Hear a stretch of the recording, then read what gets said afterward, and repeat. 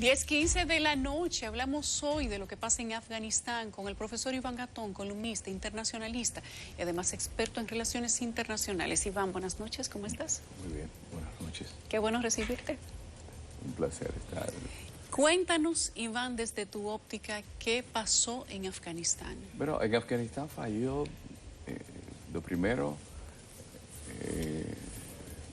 la visión geoestratégica, que tiene que estar basada en una serie de análisis que le permitan a usted comprender que es difícil trasplantar a un mundo multiétnico, a un mundo tribal, unos valores de democracia, de tipo occidental, que difícilmente, en medio de la complejidad del mundo afgano, pudiera ser aceptada. Sobre todo también... O sea, que estuvo mal desde la expectativa.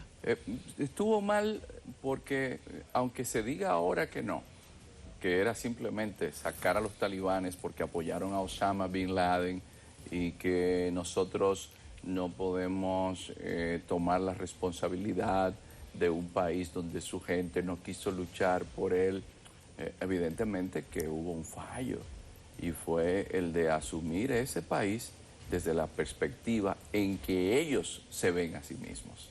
Es decir, un país multiétnico con pastunes, que es el 40%, los házaras, que son de influencia iraní, que son el 20%, los tayikos, que son otro 20%, la zona que da Turkmenistán, que es otro porcentaje considerable, pero que cada grupo étnico tiene tribus.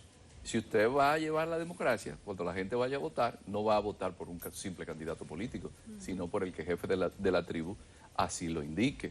Pero también yo creo que se debe ver esto en la perspectiva siguiente. No solamente que hubo un fallo geoestratégico, geopolítico, también hay que ver cómo el complejo militar industrial, porque se dice, bueno, es que se vieron obligados después de 4 administraciones, porque esto comenzó con la administración Bush, a salir del cementerio de los imperios. Sí, es cierto, los afganos han vencido a los ingleses en 3 guerras, vencieron a los rusos, pero también hay que aclarar, vencer a los rusos no fue porque un grupo de barbudos montados a caballos y que andaban con Sylvester Stallone en su versión de Rambo 3 pudieron vencer al gran ejército soviético. No, no, no. Ahí venció Estados Unidos porque es quien los apoya. Ahí quien ayuda puntualmente es Estados Unidos.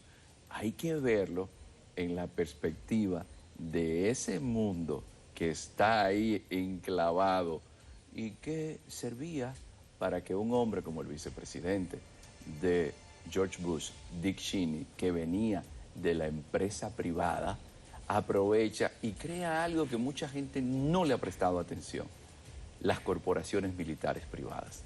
Gran parte del presupuesto de esos 300 millones de dólares diarios que se gastaron en Afganistán, no es cierto que se lo tomaron los señores de la guerra que tenían nóminas que después tuvieron que ponerle el cobro electrónico y que a soldados afganos se tardaban en pagarles. No es cierto que fueron los 169 millones que el presidente Ashraf Ghani se llevó para Omán y de Omán se lo llevó para Qatar. No, no, no, no. Pero fue cierto lo del presidente Afgani. Se lo llevó, parece que sí. Según dicen los Decían alemanes. que lo cargaban, que eran cajas llenas de dinero en aviones. Bueno, hay un general que se llevó 50 millones. No olvidemos que en la guerra de Irak se llevaron más de 100 millones de dólares en efectivo para repartir entre tribus. Pero no es solamente este grupo de señores de la guerra que van a tomar todo ese dinero. Es que la cantidad de dinero que se invirtió y tener corporaciones militares privadas e incluso privatizar todo lo que tenía que ver con el servicio de asistencia a los soldados. Yulisa, hubo un momento en el cual tener un soldado estadounidense en Afganistán le costó al contribuyente estadounidense de 750,000 a $1 millón. Mucho dinero. Cuando vemos los equipos que se dejaron, los aviones, los helicópteros, y la empresa Boeing, Lockheed Martin, y algo que no se habla, los grandes fondos de inversión que cotizan en bolsa. Si usted invirtió $10,000 en una empresa de las que participó en la guerra en Afganistán, ¿sabe a cuánto subió? A $100,000. ¿Quién perdió? El pueblo afgano, por un lado. Ese fue el que más perdió.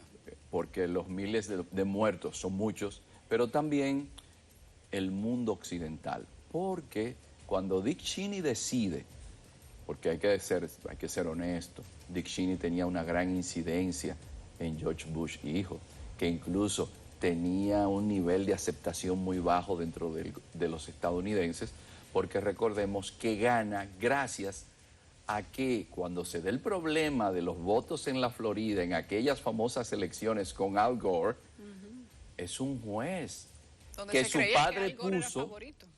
no, que Gore ganó, pero por no dejar colapsar el sistema, se deja que... La estabilidad del sistema político, decían ellos en aquel momento. Se deja que un juez que había impuesto el padre de George Bush hijo determinara que sí, que fue George Bush hijo. Esta guerra de Afganistán le sube los bonos, pero también Cheney dice, Afganistán hay que dejarlo ahí. ¿Cómo va a ser? Si en Afganistán se necesitaba que se crearan más infraestructura, que si vamos a invadir un país como Afganistán para salir de fundamentalistas religiosos, hagamos lo que hicimos con Alemania, que sacamos a Hitler, pero también creamos la estructura con un plan Marshall para que Alemania se desarrollara y toda Europa. No, vámonos para Irak ahora y vamos a seguir asegurando no solamente nuestro negocio de las armas, sino el negocio del petróleo con el cual Cheney estaba involucrado. En todo esto, yo quiero que veamos lo siguiente. La imagen de un Estados Unidos que le pide a los talibanes una prórroga del tiempo para evacuar a ciudadanos estadounidenses y que los talibanes le digan que no. Le digan que no y le empiecen a contar las horas para que salgan, porque no es que dijeron que no simplemente. Veamos esto en la perspectiva de aquí a 50, 100 años, pero también veamos cómo se sentirían los países que confían en Estados Unidos como aliado. Taiwán, por ejemplo. Los que se supone que tienen protección para no ser invadidos por otros que son enemigos de Estados Unidos.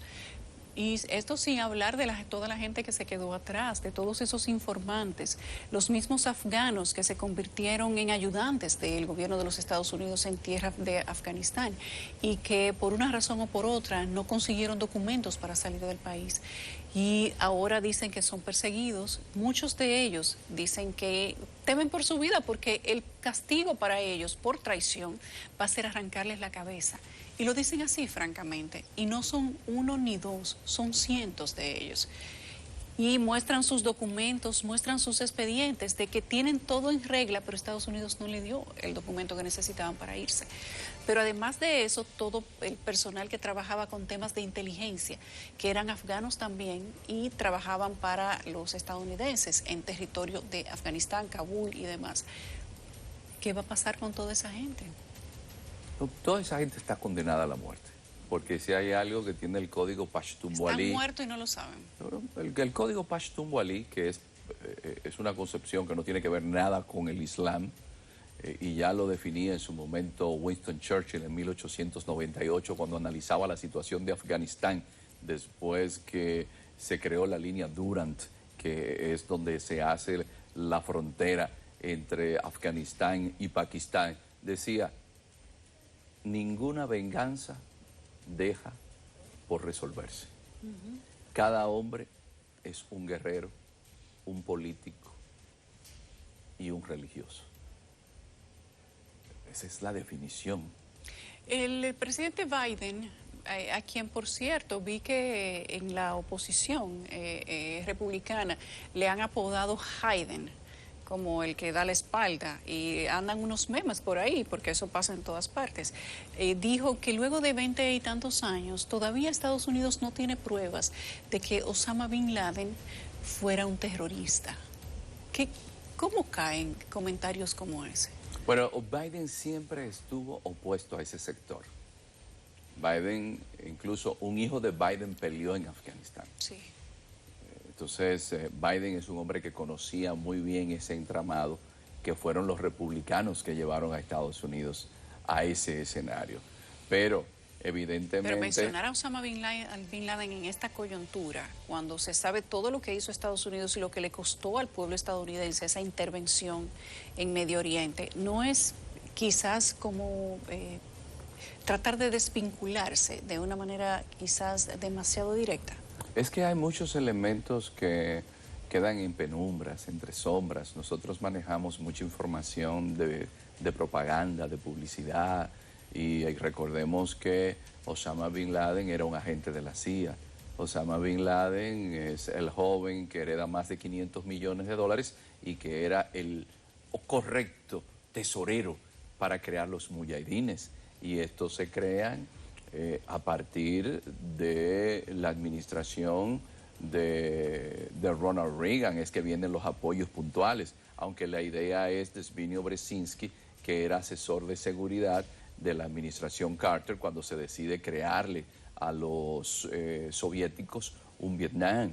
Lo que nosotros estamos viendo con esta situación, que fue Trump quien firmó un acuerdo con los talibanes, y ahora también se quiere desvincular, porque Trump también tenía razón, era una hemorragia económica, pero ahora Trump... Bueno, y Trump decía que basaba su decisión en que los afganos, el gobierno afgano, era sumamente corrupto, que además no estaba comprometido con la transformación que se tenía que hacer en Afganistán, o mejor dicho, hacer las cosas de la manera que debían hacerse para que Afganistán tuviera la transformación que necesitaba, y que durante 20 años habían gastado miles de millones de dólares y la meta que se habían puesto no la habían conseguido.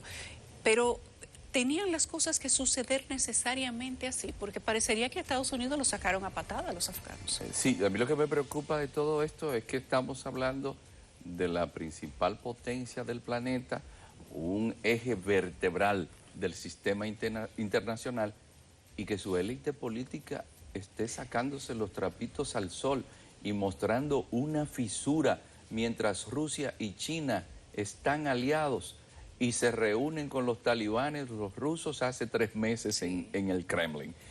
Wang Yi hace 1 mes y pico. E incluso rusos y chinos dicen, a los talibanes hay que dejarlos que gobiernen. Mientras en Estados Unidos... Que gobiernen su país. Pero que mientras tanto Estados Unidos esté dividido. Hay que ver esta imagen.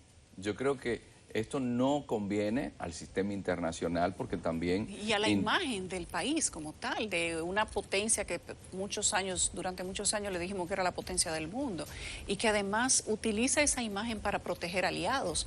Te preguntaba ahorita qué iba a pasar con Taiwán. Desde ya se está hablando que China no siente miedo de intervenir Taiwán, porque de acuerdo a cómo se están manejando las cosas y cómo deja esto la imagen del proteccionismo estadounidense, pues quizás se ve un poco debilitada, y ya se habla de que podría haber una intervención en Taiwán. Bueno, ¿realmente lo ves de esa manera? No, porque una de las razones por las que se sale de Afganistán también es porque ya la administración Obama había decidido pivotar hacia el área Indo-Pacífico. Todo lo que es el mar del sur de China y sobre todo Taiwán, que es la isla que cierra el acceso por el estrecho de Taiwán para la entrada de petróleo, de mercancías hacia toda la zona de la parte sur de China. Es decir, que Taiwán también tiene militares estadounidenses. De hecho, cuando vemos lo que es la teoría de Rimland, o esa teoría talasocrática de mantener alrededor del centro del Asia, tener militares en los alrededores. Taiwán es un punto fundamental. Estados Unidos tiene una ley, es decir, aunque Estados Unidos no tenga relaciones diplomáticas con Taiwán o reconozca a Taiwán en el Consejo de Naciones Unidas, tiene una ley que protege las relaciones con Taiwán.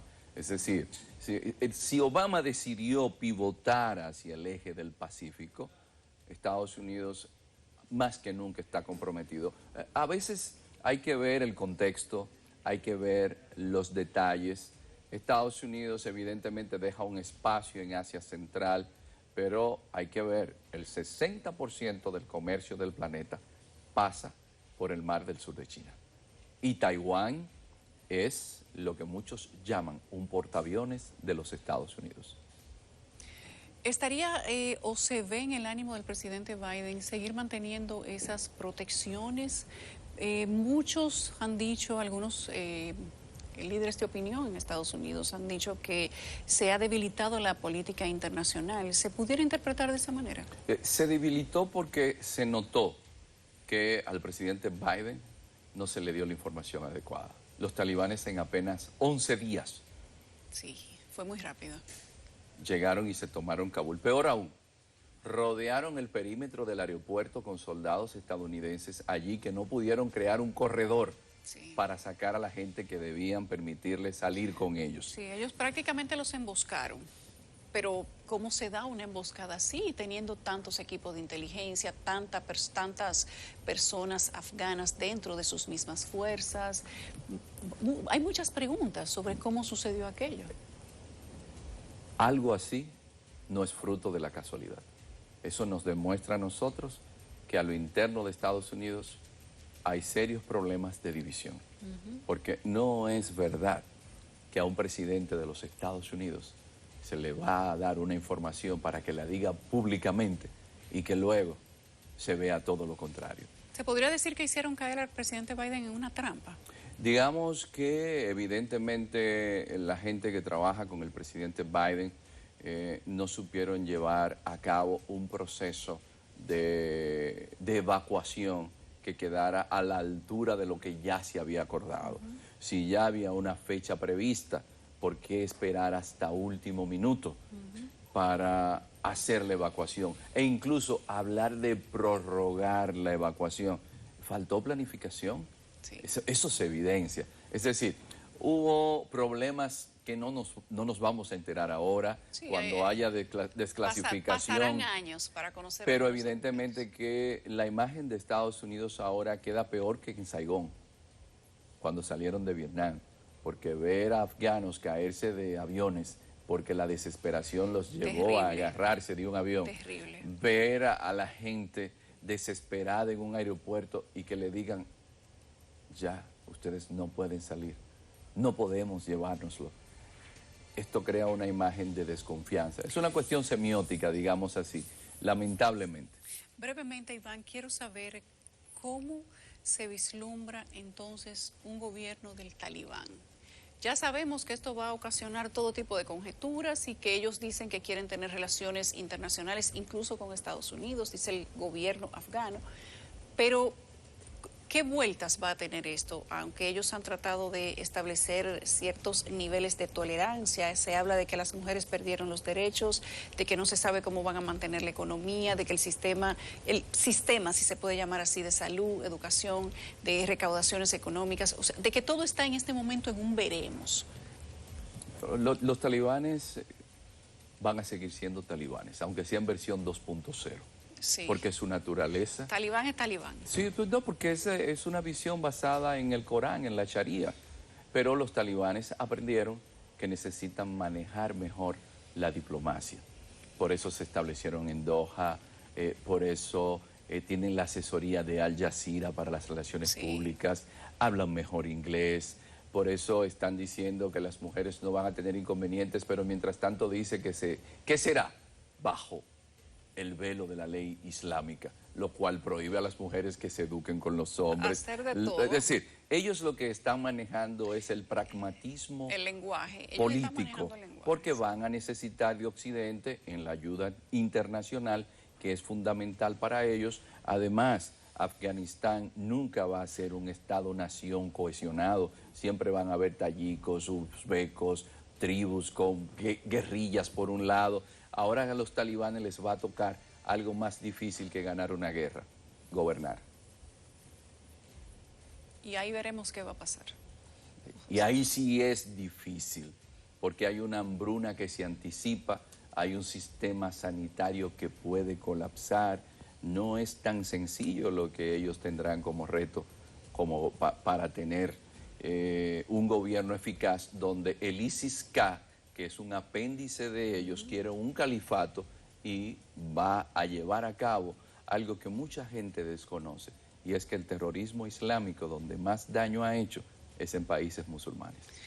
¿Se podría ver en el futuro, digamos que retaliación o consecuencias de tipo terrorista, como ya se ha cuestionado? Bueno, y lo que causa más preocupación? el jefe de Estado Mayor del Ejército de los Estados Unidos, así como también el secretario de Defensa, en junio hubo una reunión en el Congreso donde ambos admitieron que después de 2 años podríamos esperar en el mundo el incremento del terrorismo fundamentalista. Después de 2 años a partir de esta de salida. la fecha, porque aunque los talibanes han prometido no convertirse en un santuario de terroristas, la victoria talibana va a fomentar el fundamentalismo islámico. Claro, y va a inspirar a los otros.